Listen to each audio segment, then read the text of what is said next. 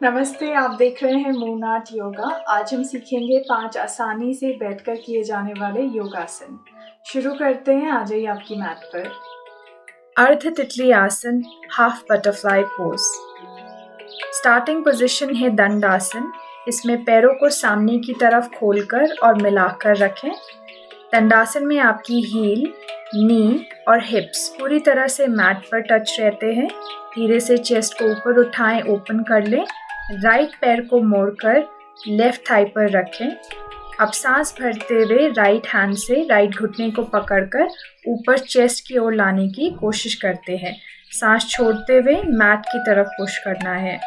दूसरी तरफ आपके लेफ्ट हैंड से राइट पैर की अंगुलियों को यानी कि आपकी टोज को पकड़कर रखें। यही क्रिया दूसरी ओर दोहराएं। एक बार में दोनों तरफ 10 बार करें। ये आपका एक राउंड होता है। इसी तरीके से आप 3 से 5 राउंड कर सकते हैं। अर्ध तितली आसन आपको तैयार करता है पूर्ण तितली आसन के लिए। ये आपके नी और हिप जॉइंट्स के लिए बहुत अच्छा माना गया है। फुल बटरफ्लाई पोज, तितली आसन। पैरों को सामने की ओर स्ट्रेच करें। पहले राइट लेग और फिर लेफ्ट लेग को ऐसे मोड़ लें कि दोनों पैरों के तलवे यानी कि सोल्स ऑफ योर फीट आपस में मिल जाएं। इतना ही अपने पास लेके आएं जितना आसानी से आप ला पा रहे हैं। चेस्ट को ओपन रखेंगे। दोनों हाथों को अपने घुटनों पर रखें और जैसे अर्ध तितली आसन में अप एंड डाउन मूवमेंट होती है, ठीक वैसे ही सांस भरते हुए घुटने ऊपर, सांस छोड़ते हुए ग्राउंड की ओर पुश करें। दूसरा तरीका है हाथों को इंटरलॉक कर लें, पैरों को पकड़ लें। नॉर्मल ब्रीदिंग के साथ सेम मूवमेंट आपको करनी है। मूवमेंट की स्पीड आप शुरुआत में धीरे रखें और बाद में बढ़ा सकते हैं। तो आप पहली बार कर रहे हैं तो 30 टाइम्स आप कर लीजिए, 30 सेकेंड के करीब। यह आसन आपके पेल्विक एरिया में काम करता है। यूरिन इन्फेक्शन और किडनी रिलेटेड समस्या में आपकी हेल्प करेगा। इसके अलावा ये आपके हिप्स, थाइज और ग्रोइन एरिया को फ्लेक्सिबल बनाता है। आप सोचेंगे कि इस फ्लेक्सिबिलिटी से हमें क्या फ़ायदा है। इससे आपकी जो डेली मूवमेंट्स है उसमें मदद मिलती है। इस प्रैक्टिस को और डीप करने के लिए आप अपने हाथों से ग्राउंड की तरफ जेंटल पुश करें, एकदम हल्का फोर्स लगाते हुए।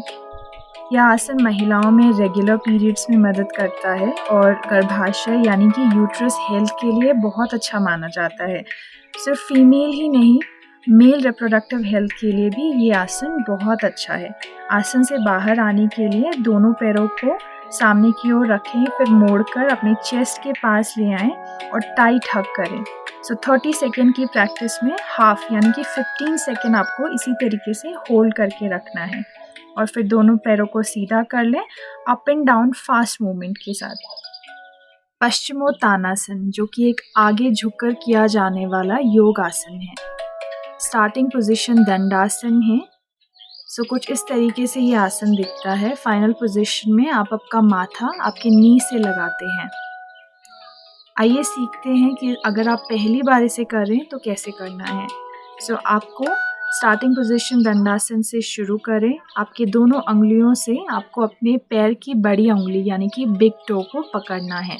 आप जब बेंड करें तो हिप्स के थ्रू करें और बैक और लेग मसल्स को रिलैक्स रखें। एक जेंटल स्ट्रेच रखें, जितना आप आसानी से नीचे जा सकते हैं और जहाँ पर कंफर्टेबल हैं वहाँ पर पोजीशन को होल्ड करते हैं। दूसरा एक और आसान तरीका है। यहाँ पर अगर आप अपने पैरों की उंगलियाँ नहीं पकड़ पा रहे हैं तो आप अपने एंकल, हील या फिर लेग्स का कोई भी हिस्सा पकड़कर सेम आसन कर सकते हैं। बस ध्यान रखें कि कहाँ तक आप आसानी से जा सकते हैं, वो अवेयरनेस आपको रखनी है। नॉर्मल ब्रीदिंग रखें। इनहेल एंड एक्सहेल रिलैक्स करें और इनहेल करते हुए सांस भरते हुए आपको धीरे से वापस आ जाना है। कैट काउ पोज, बिटल आसन, मार्जर आसन। इसमें स्टार्टिंग पोजीशन है टेबल टॉप। इसे टेबल टॉप इसलिए कहा जाता है क्योंकि इसमें आपकी बॉडी जो है वो टेबल के शेप की जैसी लगती है। मेक श्योर कि आपकी कलाई के ठीक ऊपर आपके शोल्डर्स हैं। आपकी नीज के ठीक ऊपर हिप्स हैं। हाथों और पैरों के बीच का गैप डिपेंड करेगा आपकी ट्रंक की लंबाई पर। अपनी फिंगर्स को फैलाकर रखें, एंगेज रखें ताकि आपकी रिस्ट इंजरी ना हो। सांस भरें, पहले चिन और चेस्ट को ऊपर उठाएं, लोअर बैक को ड्रॉप करें मैट की तरफ। अब सांस छोड़ते हुए पहले लोअर बैक और फिर अपर बैक को ऊपर उठाएं, चेस्ट और गर्दन को अंदर की तरफ ले आएं। इस आसन में जब आप ऊपर की तरफ जाते हैं तो इसे काउ स्ट्रेच कहा जाता है, और जब आप नीचे की तरफ आते हैं तो इसे कैट स्ट्रेच कहा जाता है। इसीलिए इसे कैट काउ पोज बोलते हैं। हिंदी में बिटिला शब्द काउ के लिए यूज़ होता है और मार्जर शब्द कैट के लिए यूज़ होता है। इस वजह से बिटिला एंड मार्जर आसन। यह आसन आपके स्पाइन और बैक मसल्स को फ्लेक्सिबल बनाता है, नेक और बैक पेन को कम करता है। शुरुआत में आप 10 बार करें एक राउंड में। इसी तरीके से 3 से 5 राउंड आप कर सकते हैं। जिन लोगों को सर्वाइकल पेन है वो सावधानी रखें कि जब आप कैट स्ट्रेच में नीचे आते हैं तो नेक को अंदर ना ले जाएं, बल्कि आप सामने की तरफ देख सकते हैं। अर्ध मत्स्येंद्रासन और half Lord of the fishes pose. Starting position है दंडासन। सांस भरें, राइट लेग को बेंड करें, अपनी स्पाइन को सीधा रखें, लेफ्ट हैंड को ऊपर उठाएं और राइट नी के बाहर प्लेस करते हुए हल्का पुश करें ऑपोजिट डायरेक्शन में। राइट हैंड को अपनी राइट हिप के पीछे रखें। सांस भरते हुए कमर को एक अच्छा ट्विस्ट देते हुए राइट साइड मुड़ें। कुछ सेकंड यहाँ पर रुकें। धीरे से सांस छोड़ते हुए वापस आ जाएंगे। यही क्रिया आपको दूसरी ओर दोहरानी है। ध्यान रखें कि शुरुआत में आप अपनी ट्रंक को उतना ही मोड़ें जितना आप आसानी से मोड़ पा रहे हैं। यह 1 राउंड होता है। इसी तरीके से आप 3 से 5 राउंड कर सकते हैं। यह आसन आपके स्पाइन और शोल्डर्स को फ्लेक्सिबल बनाता है। डायबिटीज़ में बहुत हेल्पफुल होता है क्योंकि आपके पैनक्रियाज पर काम करता है। अगला आसन है शशांक आसन। इसके लिए आपको वज्रासन में आना होगा। आपके घुटनों और आपके शोल्डर्स के बीच में इक्वल गैप रखें। पीछे बिग टोज को मिलाकर रखें। सांस भरें और सांस छोड़ते हुए अपने हिप से आगे की ओर झुकना शुरू करें।